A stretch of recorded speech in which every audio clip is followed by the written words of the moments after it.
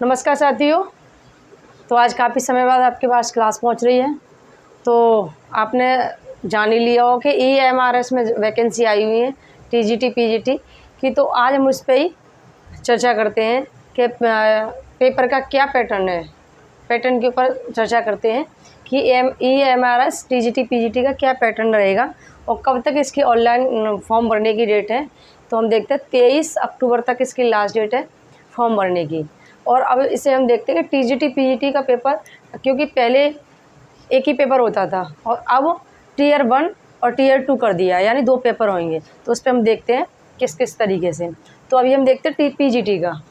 PGT में क्या क्या मतलब किस तरीके से पैटर्न आएगा पेपर का, वो हम देखते हैं। तो देखते हैं कि पहले आएगी GK GS, 10 क्वेश्चन होंगे और 10 वो होंगे, नंबर होंगे। तो PGT का पैटर्न देखते हैं। PGT पेपर का क्या पैटर्न रहेगा कि GK GS के आएंगे 10 प्रश्न आएंगे, 10 नंबर मिलेंगे, यानी एक प्रश्न पे 1 नंबर मिलेगा। पहले हम देख लेते हैं कि Tier 1 में 1/3 की नेगेटिव मार्किंग रहेगी। ये मैंने यहाँ पे लिख दिया है कि 1/3 की नेगेटिव मार्किंग रहेगी। तो इस तथ्य पर हम विशेष ध्यान देंगे कि 1/3 की नेगेटिव मार्किंग है। तो इसका पहला पार्ट है GK GS, 10 प्रश्न और 10 नंबर। ठीक, उसके बाद आते हैं आपके रीजनिंग के 15 प्रश्न और 15 नंबर। 15 प्रश्न और 15 नंबर, यानी एक सवाल पर 1 नंबर मिलेगा आपको। उसके बाद आते हैं ICT 15 प्रश्न और 15 नंबर। 15 प्रश्न और 15 नंबर। अब आते हैं टीचिंग एप्टीट्यूड में 30 नंबर की आएगी टीचिंग एप्टीट्यूड। तो हम इस पर विशेष ध्यान देंगे। हालांकि इतना टफ नहीं आता है, ये मैंने भी दिया है, तो ऐसा टफ नहीं आता है। तो इस पर हम विशेष नज़र बनाते हुए चलेंगे कि टीचिंग एप्टीट्यूड आएगी 30 नंबर की, 30 प्रश्न और 30 नंबर। उसके बाद आते हैं डोमेन नॉलेज में क्या आ जाएगा आपका, जैसे कि पेडागोजी आएगी और NEP आएगी। पेडागोजी आएगी आपकी 20 नंबर की और NEP आएगी 10 नंबर की। यानी आप पढ़ के देंगे, मैं भी इसकी क्लास लेके आऊँगी NEP की। तो पेडागोजी एंड केस स्टडी, उसके आगे 20 प्रश्न आएंगे, 20 नंबर मिलेंगे आपको। और NEP में 10 प्रश्न और 10 नंबर आएंगे। ये हो गए हमारे 5 पार्ट। यानी पहले पार्ट में GK GS 10 प्रश्न 10 नंबर, दूसरे नंबर में रीजनिंग 15 प्रश्न 15 नंबर, तीसरे पे ICT 15 प्रश्न 15 नंबर, और चौथे पे आएगी आपकी टीचिंग एप्टीट्यूड 30 नंबर की, टीचिंग एप्टीट्यूड 30 नंबर और 30 प्रश्न। उसके बाद आते हैं डोमेन नॉलेज पे आएंगे आपके पेडागोजी एंड केस स्टडी, तो 20 नंबर और 20 सवाल। और फिर आते हैं NEP 10 नंबर 10 सवाल। तो ये होता है हमारे 5 पार्ट में। अब अंतिम आ जाता है Tier 1 में, अंतिम आएगा आपका 6वां नंबर आएगा हिंदी और प्लस इंग्लिश। ये आपके 10-10 नंबर के होंगे दोनों, हिंदी और इंग्लिश। दोनों में 40% लाना अनिवार्य है। ये आपको क्वालिफाई करना होगा। अगर ये क्वालिफाई हो जाता तब जा कर के आपकी कॉपी आगे चेक होगी। तो दोनों का 10-10 नंबर है, तो यानी दोनों में 4-4 नंबर लाना हमें, यानी 10 का 40% कितना हुआ, तो हम देख लेते हैं। तो 10 का 40% 4 नंबर हुआ। तो हम देखें दोनों में हमें 8 नंबर लाना कंपलसरी है, यानी अनिवार्य है। अगर हम 8 नंबर नहीं लेके आए दोनों में, तो हमारी कॉपी आगे चेक नहीं होगी। इस चीज़ पे हमें, और हालांकि इंग्लिश इतनी टफ नहीं आती है, लेकिन हिंदी वालों के लिए इंग्लिश टफ हो जाती है। हिंदी में तो अक्सर हर कोई विद्यार्थी ले आता है, हिंदी पढ़ने वाले के लिए इंग्लिश टफ पड़ जाती है, और जबकि इंग्लिश इतनी टफ आती नहीं है।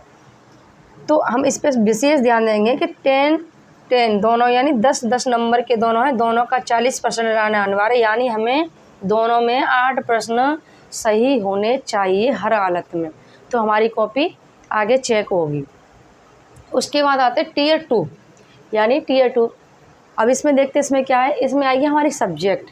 पिछली बार जब पेपर हुआ था तो सब्जेक्ट और इसका GK GS वाला एक ही पेपर हुआ था। ठीक, अब की बार ये डबल में कर दिया है। तो Tier 1 और Tier 2।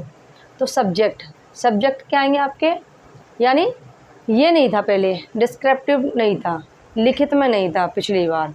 ठीक है, अब की बार ये कर दिया कि 40 प्रश्न आएंगे आपके ऑब्जेक्टिव, यानी सब्जेक्ट के आएंगे टीयर 2 में 40 प्रश्न आएंगे सब्जेक्ट ऑब्जेक्टिव, 40 प्रश्न के 40 नंबर आपको मिलेंगे।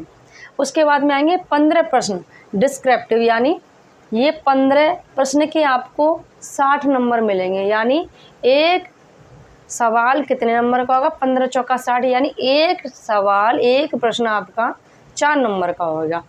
तो ये ज़्यादा लिखित मतलब लिखना पड़ेगा, लेकिन ज़्यादा नहीं है कि आपको ऐसा दिया उसने कि 150 शब्दों में लिखना है कि 200 शब्दों में लिखना है, ऐसा कुछ नहीं कहा है, कोई अधिकतम सीमा नहीं बताई है। लेकिन हाँ, हम कम शब्दों में और कम समय में अच्छा प्रश्न का सवाल मतलब सवाल का जवाब हम दे सकते हैं, यानी उत्तर हम दे सकते हैं। तो ये 15 प्रश्न डिस्क्रिप्टिव होंगे जिसके हमें 60 नंबर मिलेंगे, यानी एक प्रश्न आपका 4 नंबर का होएगा। तो इसके लिए हमें मिलेंगे 3 घंटे। तो साथियों, ये हमने समझा पीजीटी, EMRS में आई हुई वैकेंसी पीजीटी के लिए हमने ये समझा।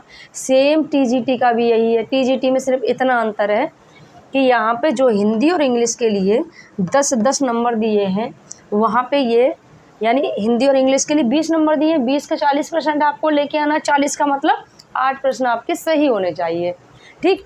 और टीजीटी में क्या होगा, टीजीटी में आपको मिलेंगे 30 प्रश्न, सिर्फ इतना ही अंतर है। टीजीटी मिलेंगे आपको 30 प्रश्न और 30 नंबर। इनका हमें यानी 30 प्रश्न का 40% हमें लाना है, तो 30 का 40% हम निकालेंगे तो कितना आएगा हमारा 12 प्रश्न।